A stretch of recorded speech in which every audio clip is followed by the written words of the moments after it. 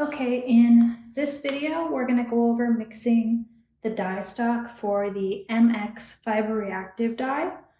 And this is exactly the same as when we mixed the dye stock for the acid dye. So it will be very familiar, but I'm going to walk you through it anyway. For this process, we're actually going to use 4% dye stock instead of 1%. And I'm doing that because I know that I'm going to need a higher percentage of dye per weight of fabric this time because we're dyeing cotton, and cotton is a lot less absorbent than the wool and the silk that we dyed in the previous project. So for our acid dye, a 1% depth of shade or 1% ratio of dye to fabric left about a medium shade. It left kind of the shade you would expect from the dye. And in this case, it's going to be more like 4%.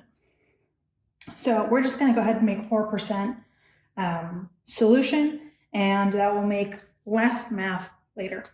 So to start off, I have a couple of spoons, measuring containers, all that stuff. I do want you to be wearing your mask and working under your dye hood, because just like the other powder, this powder we don't want to inhale. What is in it exactly is kind of a mystery. All kinds of things mined from the earth. And we're still going to use the safety precaution of always adding water to dye powder and not the other way around. This also reduces the dust. So for this project, I've asked that you mix dye stock of each primary color because you're going to be assigned some slightly more complicated colors than last time. So you're going to be mixing a color and its complement, but I'm not going to give you a primary color to begin with. So we're going to mix all three primary stock solutions, and then you'll be able to make any color from those except for tints and shades, which you'll need to mix black for. Okay, and because I'm going to use these stock solutions for both project, part 1 and part 2 of this project, I'm going to go ahead and just select some containers that have lids that I can use. And then to make my life easier, I have some that say 100 milliliters, which is how much of each stock solution I would like. And if you don't have containers with lids that are marked, you can always take your container that is marked and fill it up to 100 milliliters and then pour it in one of these containers or whatever container you have, and just use some tape to mark where that level of water is. So if you have a bunch of recycled jars, you can just use tape to mark at this point is 100 milliliters. Just remember if it's the top or the bottom of the tape, because you probably won't remember later, so mark it somehow. So I'm going to start off by zeroing out my scale. And I'm actually going to measure today in my glass container. It's just my preference. And zero that out. And I want 4 grams of dye powder, for every 100 milliliters of water, because that's 4%, right? So 4 is 4% of 100. So very easy math there today. So because my scale might not be accurate at such a small amount as 4 grams, what I'm going to do is actually use a teaspoon instead. And what I've done here is I used my more accurate scale to make sure that this conversion was about correct, and it was. So we're going to use 1/4 of a teaspoon per gram for all of these MX Fiber Reactive dyes that we have. That's 1, 2, I want these to be leveled off here, 3, 4. Not bad. Okay. In hindsight, I could have probably just put the dye powder right in there.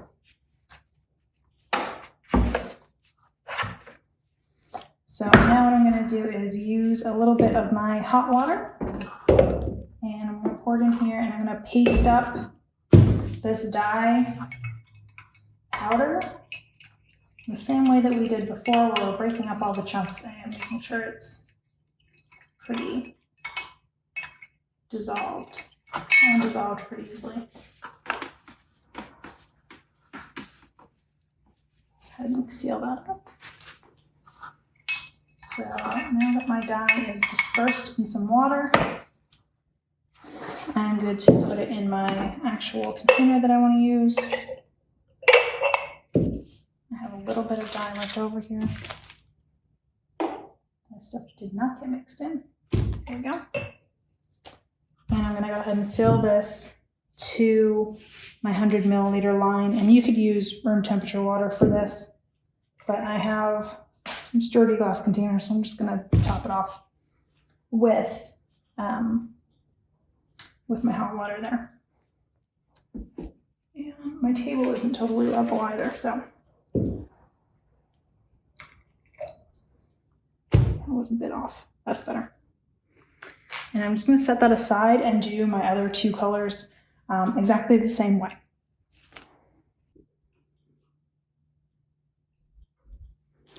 Okay, so I am back and ready to start working on the actual dyeing process for part one. So I already mixed my stock solutions and I just took them out again, and I'm going to shake them or stir them to make sure that they're all mixed together. And for the sake of example, I have been assigned the color green.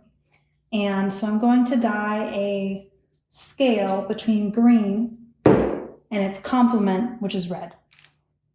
So I'm going to have some fabric that's green, some that's red, some that's mostly red and a little green, and so forth, with a gradation in between here.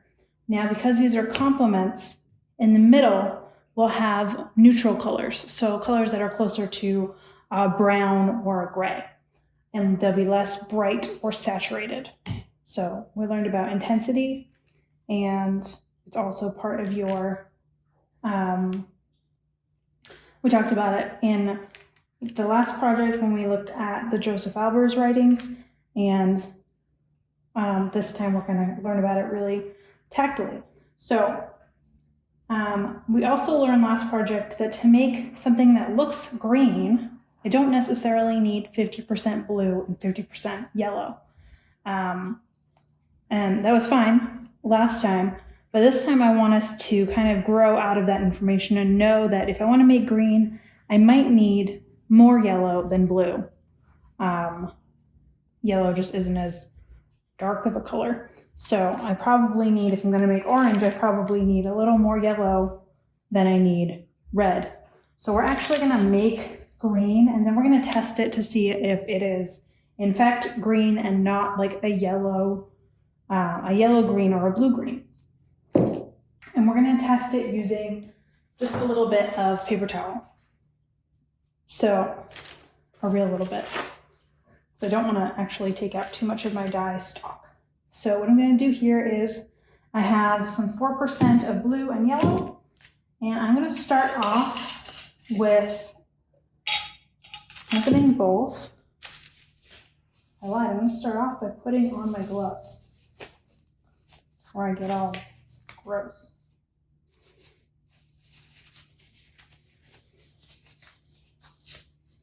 I don't know if you guys know this cool trick with gloves, but if you fold them in half and then like hold the fingers, you can take them off and put them back on, provided you haven't gotten them dirty yet. So I'm going to open up my blue and my yellow, and I could use, a very small container for this. Let's see, I could use this. I have like 50 milligram and 100 milliliter mark on these. So I could use one of these to measure this out, or I could use my syringe. I'm going to use a syringe because I'm not sure what ratio I really want to make green. So I'm going to go ahead and put in 10 milliliters of yellow, and then I'm going to add a milliliter of blue at a time until until I have the achieved color that I want. So for the syringe, if you haven't used one before, push it all the way down so the black vacuum seal is at the bottom, and then put it in the liquid and pull it up until the seal is at the level that you want. So I think you can see here, I do have a little air bubble, but the black starts at the 10. So that's 10 milliliters. I'm gonna put 10 milliliters in here. And you have another, I think each of you have 2 syringes. I have a little one. I'll use that for the glue, so I don't have to go wash in the middle.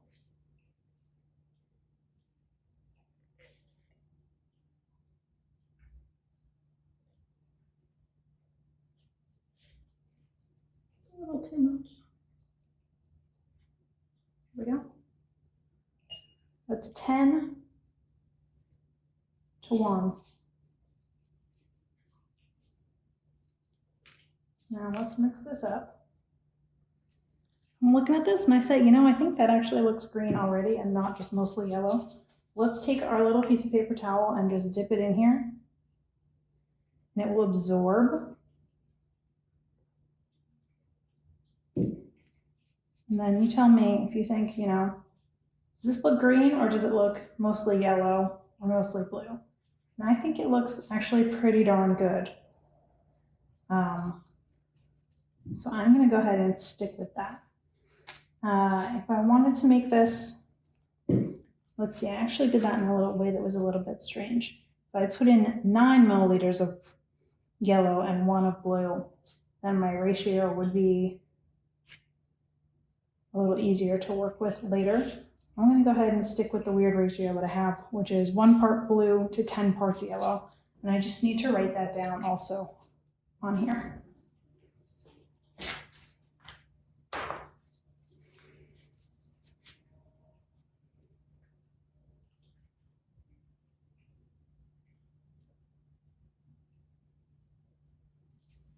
Now I might need more of that, but if I do, I will know how to make it. Okay, now I'm ready to actually do the dyeing. I have my stock solutions mixed to the colors that I want, and I tested the green with a paper towel to see if it would actually be green.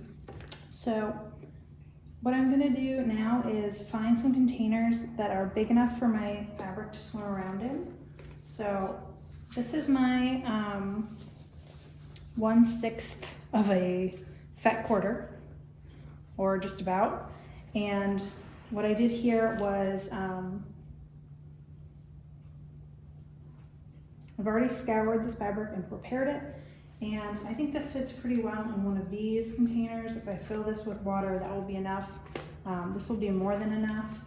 I had some containers like this, and I think you can tell, like, this isn't enough room for this to move. It's gonna be crinkled the whole time. The crinkles aren't gonna shift from place to place as I stir it, so it's gonna end up unevenly dyed if I use too small of a container. So for the sake of this experiment, I've only got 3 containers here. I do actually need 6 to do this all at one time. So if you can find 6, then congratulations.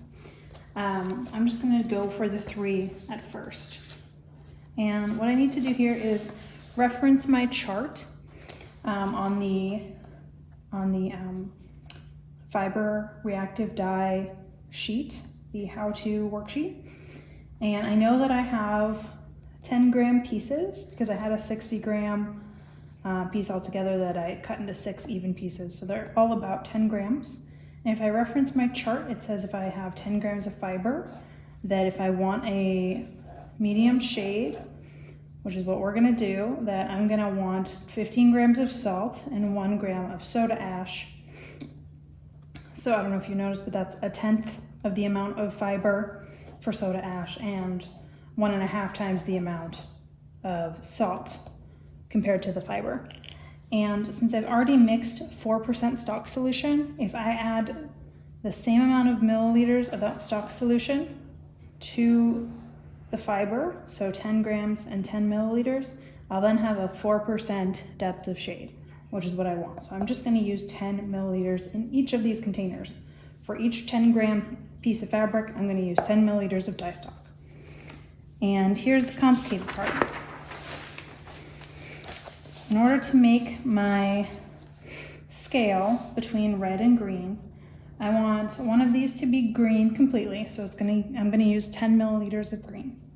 And I want one of them to be red completely, so I'm going to use 10 milliliters of red. And then I have the steps in the middle of that scale where I want different amounts of green and different amounts of red. So I'm actually going to do here, you can do this in any way that you would like. I'm just going to use an even amount of milliliters to make my life easy. So if I put 8 milliliters of red, and then I'm going to need 2 of green, and in the next container I'm going to put 6 milliliters of red and 4 of green. I can keep going here. Here I'm just going to do 2 of red and 8 of green. Oops, no, I'm going to do that over here. 2 red, 8 green, and here we're going to do 6 green and 4 red. So these are the opposite of these. So I have 4 different combinations that lead in steps between red and green. So you can copy this exactly if you would like and just replace it with the colors that you're using. So I'm going to go ahead and measure out into my dye, into my containers, the amount of stock solution first. And I'm also going to put in the amount of water that I actually want. So I'm going to go ahead and fill these most of the way up, remembering that the amount of water isn't actually relevant. It's just, we don't need to measure the water specifically. We just need enough water for the fabric to move around.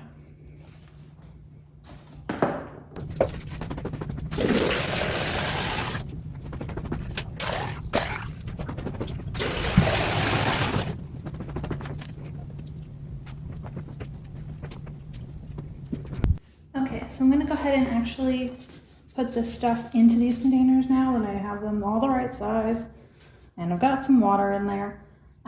I don't need to have them in the dye hood for the dye stock solution or for the salt, but I do want to use the dye hood for the citric acid.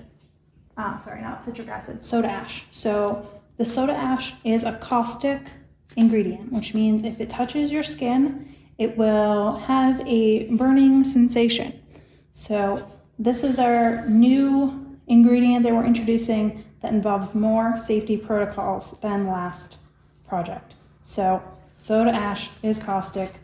I will go over this many times. I'm going to go ahead and put in all of my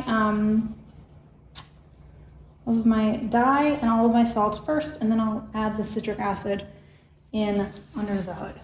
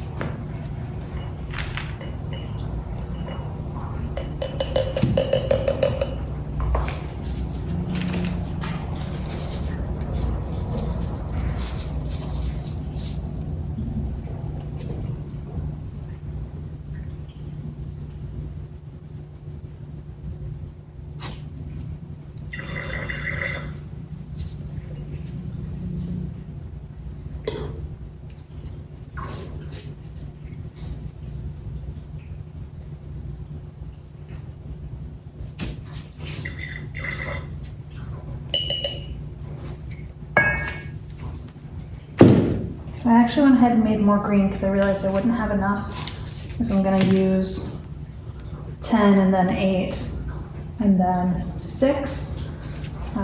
So here it is.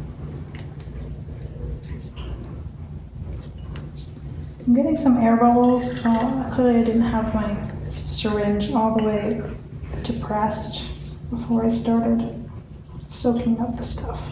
So this is 10 milliliters of green. Ooh, that was fun. Okay, I need 6, rather 8, I need 8.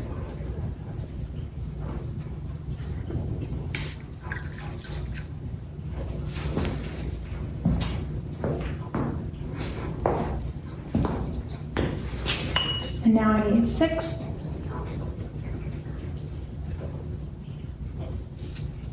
That's 7, that's 6. 6 to go in there. Very good. Put my green aside. My hands are really dirty. I can use like a paper towel in the middle. And I don't want my green and my red to mix, so and I want to use the syringe again, so I'm going to go rinse it out.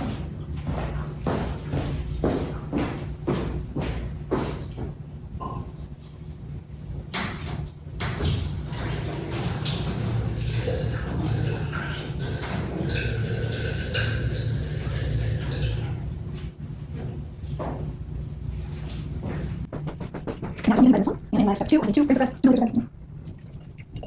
And in my step 3, I want 4 milliliters of red. It's here. Nice. And I add salt to each of these, and my chart said I needed 15 grams of salt for each. And I'm just going to use my scale, I only have 50 grams. I need a messy dust, so yeah, thank you.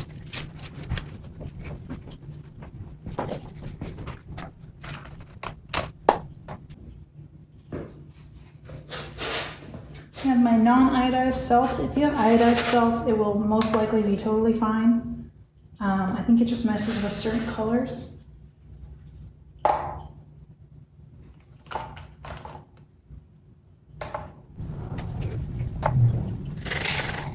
Only 17, so 3 equals. Salt. 13. 7.37 more.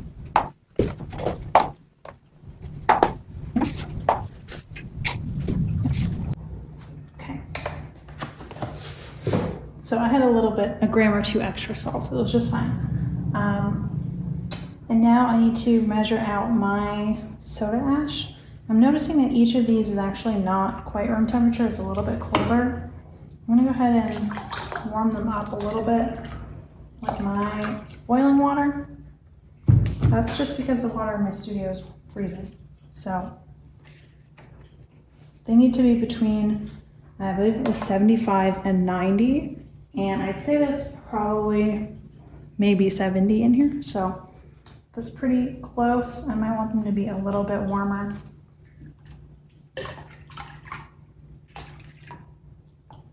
But we do not want them to be too warm because that will mess with the dye actually. So we need to make sure that we have the right temperature. I'm gonna just check. 79, 81, 84, perfect. All good.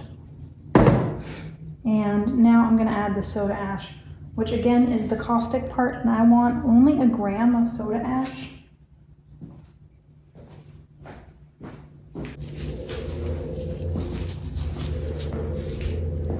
So remembering that my soda ash is caustic and I don't want to get on my skin, I'm going to use the dye hood for this part. And I'm just going to put some soda ash in here. I already have the scale on. Turn it off though. That's better. And this is a 1/4 teaspoon, so let's see how much this 1/4 teaspoon weighs. And that's 1 gram. So if you're having issues with your scale, I want you to just use the 1/4 teaspoon for a gram, again here with the soda ash. So I'm gonna go ahead and put it right here. All the greens. There's not that. I'm going to ash. I'm going to do all the well. I'm going to 6 mushrooms. That's a shot. There's some use for that.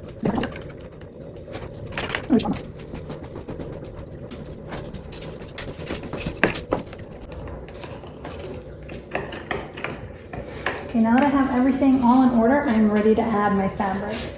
I don't want to get little extra drops of dye or whatever on my fabric, so I'm taking the gloves off for this part.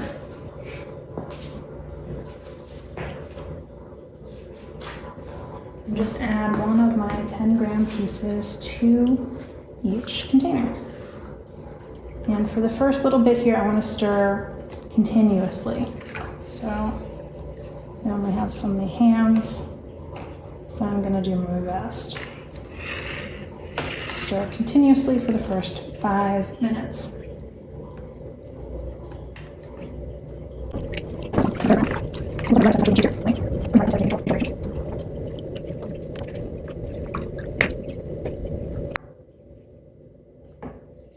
Now we're going to have to leave these in here for an entire hour in order for them to soak up the dye.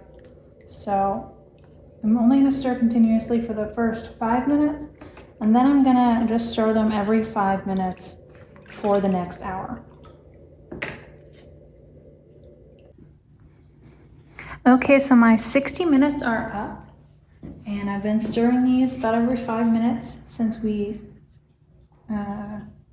started. And they look pretty well saturated. The water does not clear at all like an acid dye.